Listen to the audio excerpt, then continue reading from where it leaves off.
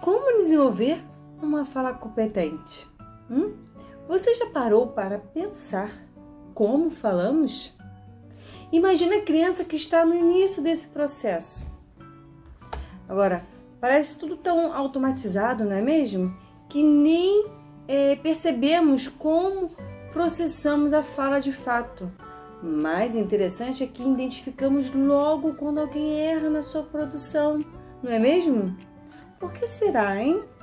Então, esse é o tema que vou abordar hoje e fique ligado comigo para desenvolvermos essa ideia. Combinado?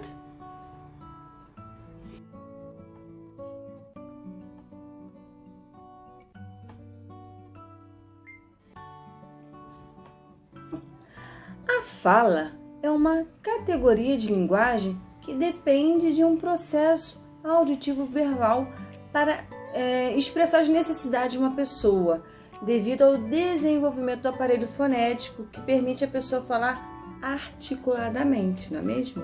Bom, por isso a importância de fazer uma avaliação audiométrica uma vez ao ano para verificar a produção da fala da criança.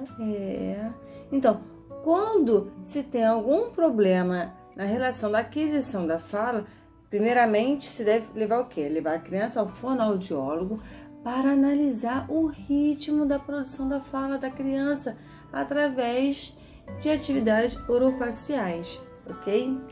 Mas pouco se conhece sobre o poder da oromotricidade. Alguém já ouviu falar sobre ela? Então, a oromotricidade é uma parte da ciência que desenvolve a fala através de uma terapia que se preocupa com o lado emocional da criança também. Por quê? Porque esta ciência ela atua na formação integral do ser da criança com dificuldade de aprendizagem nas habilidades da linguagem auditivo-verbal.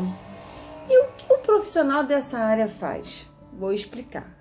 O psicometricista ele desenvolve atividades motoras envolvendo a estrutura corporal da criança com as inteligências dela. Para quê? Para encontrar o seu equilíbrio emocional.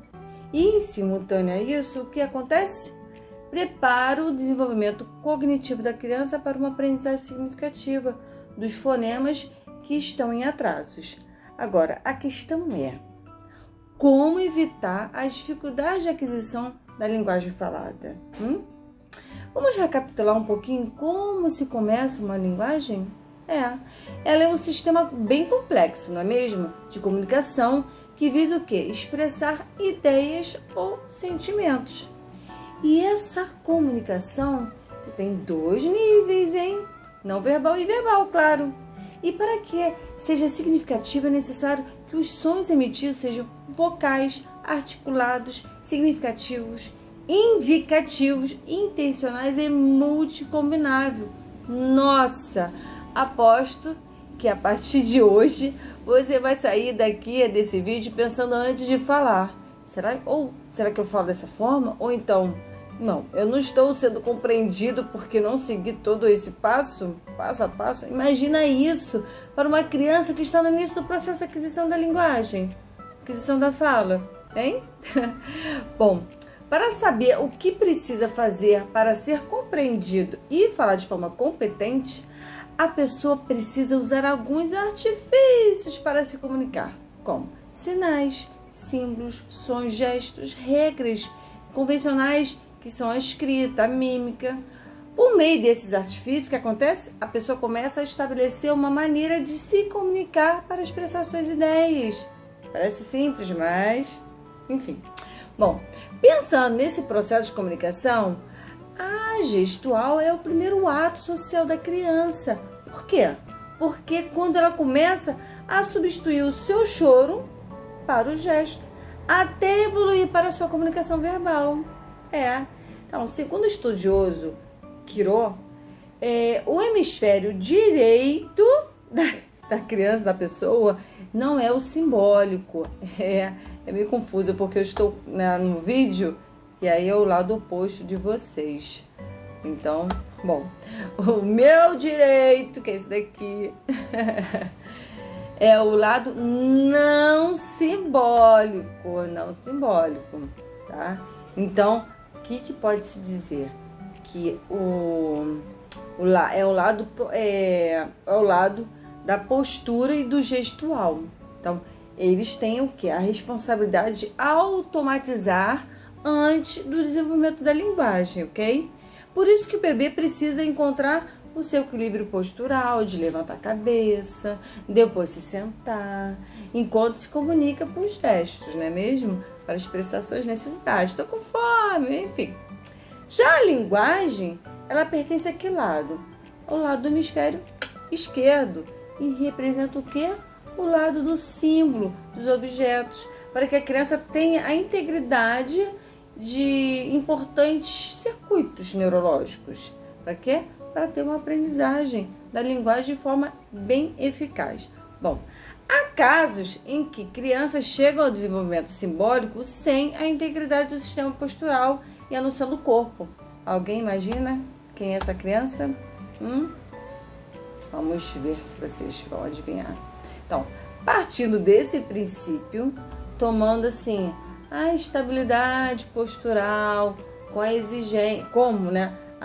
exigência de uma aprendizagem, o Aires, ele denomina a segurança gravitacional, que é o quê? É aparente da deficiência dessa formação em crianças que apresentam o quê? Déficit de atenção, desordens emocionais e dificuldade de aprendizagem. E é exatamente esse domínio postural que faz com que o cérebro e a motricidade desenvolvem. E a atividade simbólica, ela deve ser bem formada. É como se fosse um pré-requisito das aquisições cognitivas, né? Ou seja, o desenvolvimento do conhecimento inicia a partir de quê? Das atividades motoras, por sua vez, só dão início quando a criança começa o quê?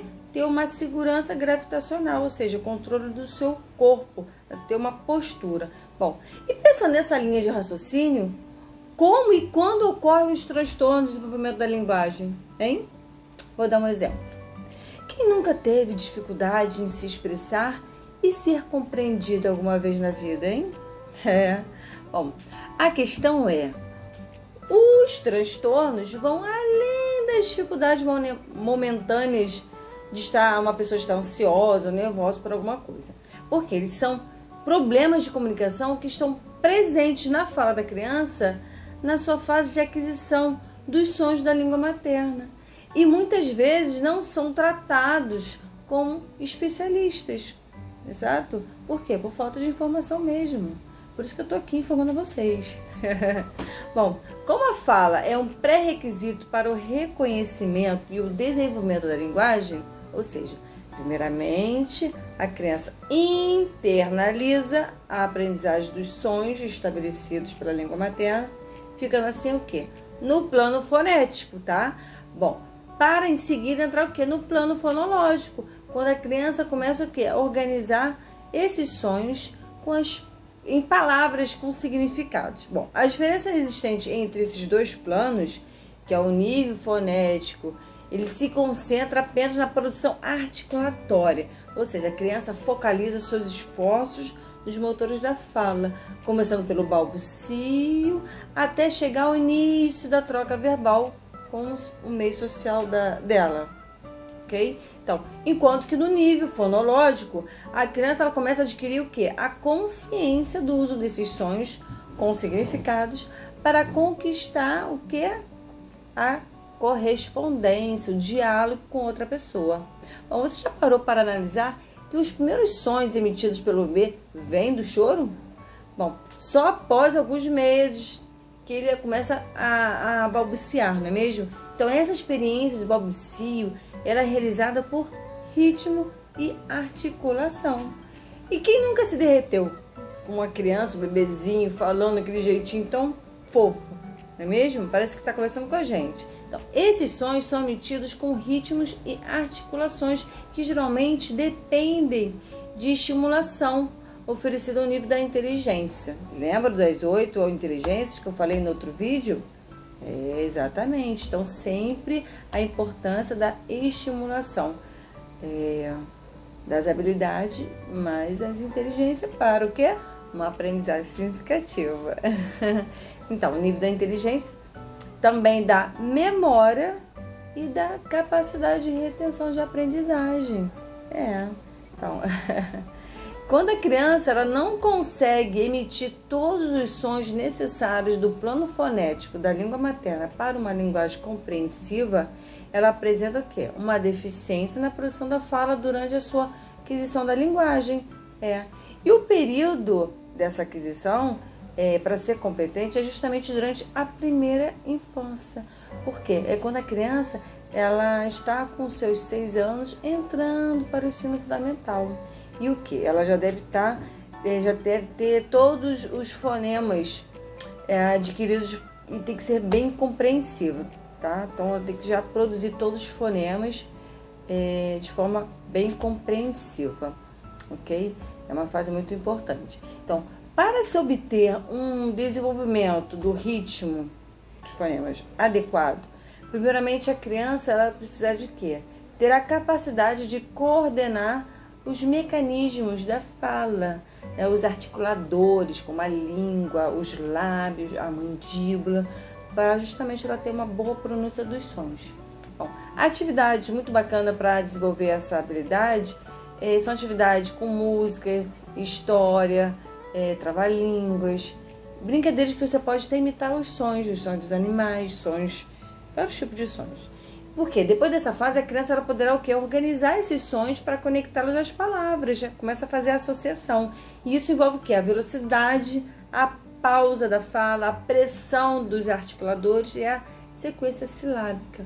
Então, brincadeiras, né? Brincando de interpretação, isso é muito interessante. Como é que posso dizer? Aquela brincadeira de faz de conta, de interpretação de papéis. Geralmente a criança começa a interpretar os papéis representar o papel da mãe, das pessoas mais próximas, né, dela. Justamente isso é muito importante para a verbalização, o desenvolvimento da linguagem, ok? Então, o responsável, o que ele pode fazer para estimular a criança? Vocês têm alguma ideia? Então, ele pode acrescentar o quê? Um cenário, usar a roupa de fato da mãe. Quem nunca pegou a roupa da mãe quando era criança? Pegava a roupa da mãe para representar esse papel tão importante. Isso faz parte do jogo, da brincadeira. Então, a criança ela começa a fazer as conexões com a realidade, desenvolver sua linguagem. Então, essas conexões com as imagens, e ela vai gradativamente se preparando para o plano fonológico. Então, falando justamente nesse plano fonológico, então já falando pelo fonético, plano fonético, fonológico. Por quê? Porque desenvolver as habilidades de comunicação verbal desde cedo é tão importante. Porque sabemos que a comunicação verbal ela é expressa de forma oral, mas você sabe qual é o mecanismo que ela faz para ter a linguagem, uma fala bem compreensível? É claro que é a audição, não é mesmo? Parece simples, mas não é não, só que não, porque é bem complexo mais do que imaginamos. Sabe por quê? Porque a entrada da linguagem pelo ouvido, conhecido como o termo input, apresenta em 2 níveis, o escutar e o ouvir. E você sabe a diferença entre os dois? E o fato da pessoa escutar não quer dizer que ela compreendeu o som captado, não é mesmo? Ou seja, ela conseguiu discriminar o som que escutou? Então a gente tem esses 2 níveis de escutar e ouvir, ok? Então, enquanto o ouvir já é um segundo plano, assim dizendo. Por quê? Porque o segundo plano da aprendizagem, porque a pessoa ela começa a perceber os sons e os sons já são analisados. Posso dar algum exemplo de uma pessoa que está aprendendo uma língua. Eu como professor de francês, eu tenho dificuldade de aprender inglês. Língua que não entra na minha cabeça. Ainda bem que a psicomotricidade ela tem uma origem francesa, lá que são os mestres. Que aí assim, olha, eu me dou bem, porque se eu dependesse do inglês, bom, mas faz parte. Então, imagina, agora para a ideia, imagina aprendendo uma língua. No primeiro momento, o que acontece se você não entende nada, não é mesmo? Imagina a pessoa falando árabe. Nossa, não dá para entender nada. Agora, se você começar a estudar, tem uns aplicativos aí, né, que ensinam vários idiomas.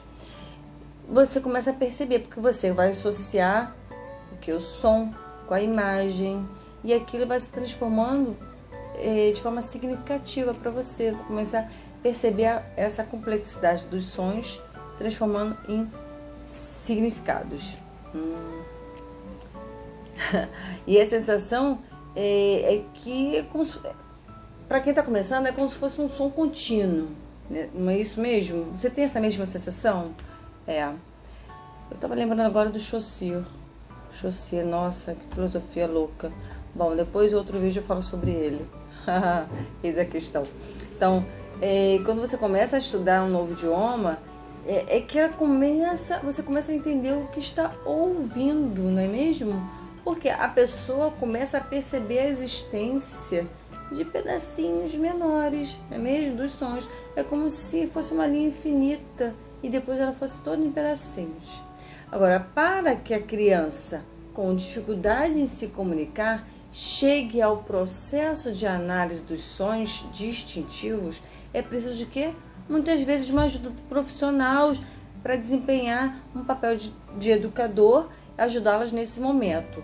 E esse momento de encontro, esse profissional, ele faz o quê? Estímulos auditivos para despertar o quê? Sua memória remota.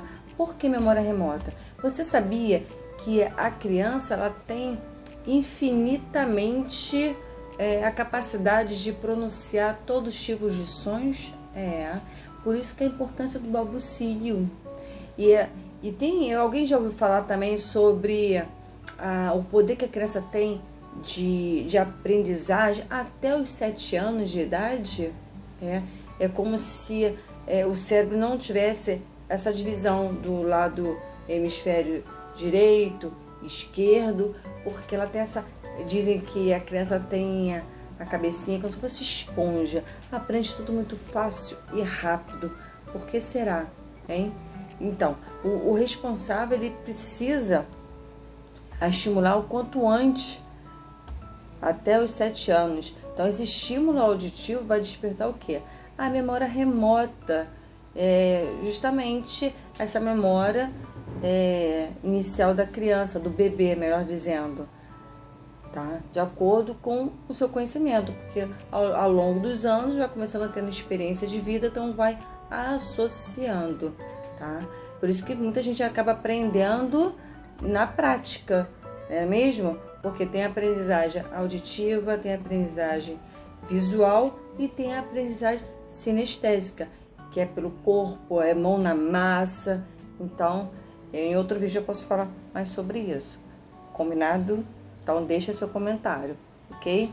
Então, para ativar os estímulos, vão ativar essa memória remota da criança para conseguir estocar bastante esses estímulos no paciente. Para quê?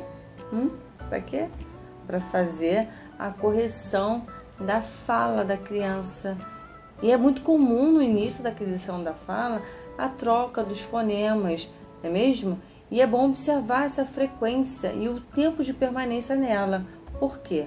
É recomendável encaminhar primeiro a criança com ou sem trocas de fonemas para um fonoaudiólogo antes do seu ano de alfabetização, ok? Para que se faça uma avaliação audiométrica, porque para indicar a habilidade do paciente na sua recepção da fala, tá? Embora não seja um exame suficientemente para ajudar a criança nessas dificuldades. Mas, segundo a Jakubowicz, a percepção auditiva da criança ela depende em grande proporção do contexto em que o fonema se encontra, ok? Então, é justamente para a criança ela perceber a frequência do seu uso no seu dia a dia, né? Na sua vivência. Então, depende também do seu conhecimento, das suas habilidades em decodificar padrões de sons bem complexos. Então, por isso, a importância das pessoas mais próximas da criança, que elas estejam atentas para essa frequência de trocas de fonemas, para uma pessoa que fala mais ou menos o idioma, essa habilidade de ter todas as competências desenvolvidas, elas têm que estar o quê? Elas têm que estar bem desenvolvidas. Então, para uma pessoa que fala mais de um idioma, é uma competência, sim, na produção da fala é muito rápido. Ela consegue, é a chave inversora. É muito mais rápido que uma pessoa que só tem uma língua, ok? Então isso acontece porque a aprendizagem ela envolve uma exploração maior do sentido das articulações faciais, exatamente. Então, porque os adultos têm dificuldade, quando fica mais com uma certa idade, tem dificuldade de aprender outras línguas. Por quê? Porque vai atrofiando as musculaturas. Então, por exemplo, o americano, você sabe que tem dificuldade em falar, pronunciar o som do nosso são. Então, porque ele não tem essa musculatura flexível, atrofiou. Mas quando ele era bebê, lá, criança, ele tinha, até seus 7 anos, ele tinha essa capacidade sim, essa flexibilidade da musculatura facial, tá? Então, para falar sobre as habilidades necessárias à aquisição da linguagem auditivo-verbal, de forma competente, pensamos logo em quê? Aquela pessoa que é comunicativa, não é mesmo? Que gosta de falar.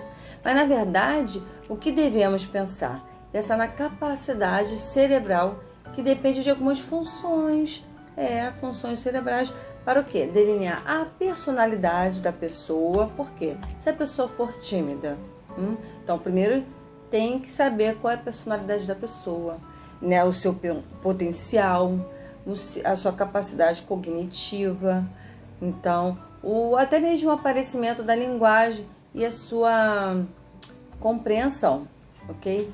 Uma compreensão de acordo com a idade, porque o mesmo assunto um assunto que eu posso tratar, o entendimento desse assunto para uma criança vai ser de uma maneira, para uma criança de 2 anos, de 4 anos, 6 anos, um de 2 em 2. Sempre a compreensão vai ser diferente, por vários motivos, por experiências de vidas diferentes, não é mesmo? E até mesmo por conta de capacidade cognitiva, tá?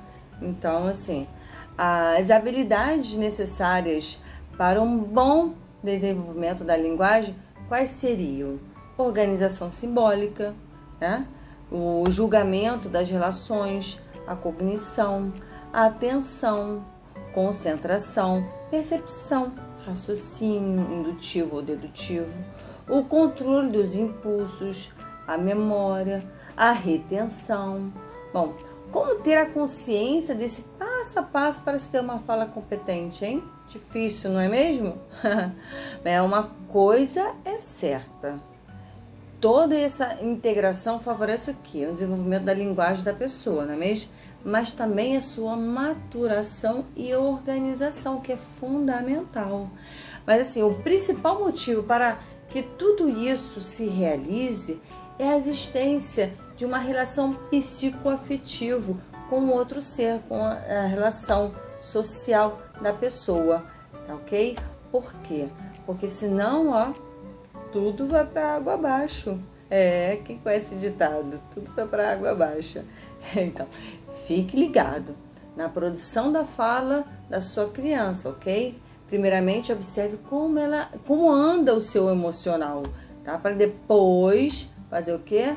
Analisar, depois fazer parte dessas outras análises. Então, primeiramente, você deve observar o emocional da criança. Depois, pensar nessa questão da produção da fala dela, das suas funções cerebrais, para saber como estão sendo desenvolvidas. Combinado? Gostou? Então deixe seu comentário, hein? Até o próximo vídeo. Tchau!